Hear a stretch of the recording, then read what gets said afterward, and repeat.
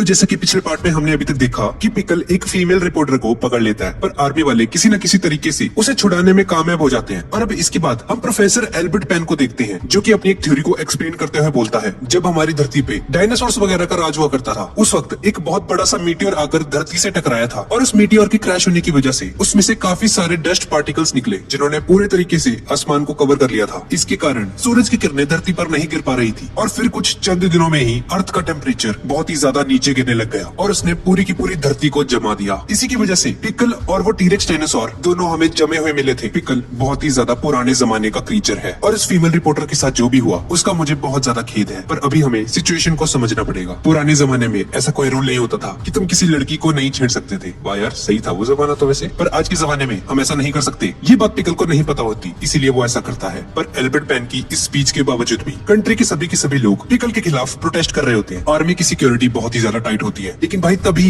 यूचिरो हनुमा वहाँ पर आ जाता है, और यूचिरो हनुमा फ्रंट गेट से जाता है पिकल से मिलने। यूचिरो हनुमा उस गार्ड से कहता है, मुझे पता है तुमने पिकल को यहीं पर रखा है, चुपचाप मेरा रास्ता छोड़ दो। और तभी हम कायोरेत्सु को भी देखते हैं, जो कि पिकल को देखने चोरी छिपे बेसमेंट में जाने की कोशिश कर रहा होता है। सीन पिकल की तरफ शिफ्ट हो जाता है, जहाँ उसे बेसमेंट में कैद करके रखा होता है, और पिकल को खुश करने के लिए उन्होंने एक प्लास्टिक का ड्रैगन भी वहाँ पर रखा होता है। अब कायोरेत्सु उस बेस के अंदर बैठा होता है चोरी छिपे, और कायोरेत्सु अपने मन में सोचता है, मैं सी किंग तो जरूर हूँ, पर मुझे एक बार तो पिकल से फाइट करनी होगी। मैंने जब से उसे देखा है, मैं उसी के बारे में सोच रहा हूँ, मुझे उससे फाइट करनी है। और तभी हम देखते हैं कि कायोरेत्सु एक सोल्जर के साथ ब्लेंड हो जाता है। उसके कदम उस सोल्जर के साथ एकदम सिंक हो जाते हैं, जिसकी वजह से उस सोल्जर को पता भी नहीं चलता कि कायोरेत्सु ठीक उसके पीछे है। वो अपनी सांस का पैटर्न तक उसके साथ सिंक कर लेता है। अब इस तरफ हम यूचिरो हनुमा को देखते हैं, और उन सोल्जर्स को समझ आ जाता है कि ये कोई मामूली बंदा नहीं है, और वो सोल्जर्स अपनी जान बचाने के लिए आपस में ही लड़ना शुरू कर देते हैं। दरअसल ये लोग ऐसा इसलिए कर रहे थे क्योंकि यूचिरो हनुमा के खौफ से इतने ज्यादा डर चुके होते हैं कि इन्हें लगता है कि अगर यूचिरो हनुमा इन्हें मारेगा तो इनकी हालत बहुत ही ज्यादा खराब हो जाएगी। इससे अच्छा हम खुद ही पीट लेते हैं एक दूसरे को। यूचिरो हनुमा फ्रंट गेट से अंदर जाने लगता है। तुम लोग काफी समझदार हो, चलो मैं तुम्हारी जाने बख्श देता हूँ। अब इस तरफ हम कायोरेत्सु को देखते हैं। कायोरेत्सु जैसे ही उस बेस के अंदर पहुंचता है, तो उस बेस के अंदर भी उन्होंने एक और छोटी सी बेस बनाई होती है। कायोरेत्सु एक वेंट का सहारा लेकर चुपके से अंदर घुसने की कोशिश करता है, पर वो देखता है कि वो वेंट ऑलरेडी ओपन है, जिसका मतलब है कि कोई बंदा ऑलरेडी उस बेस के अंदर घुस चुका है। और अब कायोरेत्सु जैसे ही उस बेस के अंदर पहुंचता है, तो वो अपने सामने शिनोगी को पाता है। जैसा कि हमने पिछले पार्ट्स में देखा था, ये वही बंदा है जिसने डॉयले के साथ फाइट की थी। और अब कायोरेत्सु और शिनोगी एक दूसरे के सामने आ जाते हैं। शिनोगी कायोरेत्सु से कहता है, अच्छा तो तुम भी पिकल के लिए यहाँ पर आए हो। उसकी ताकत का नमूना हम सबके दिमागों में घुस चुका है, और कायोरेत्सु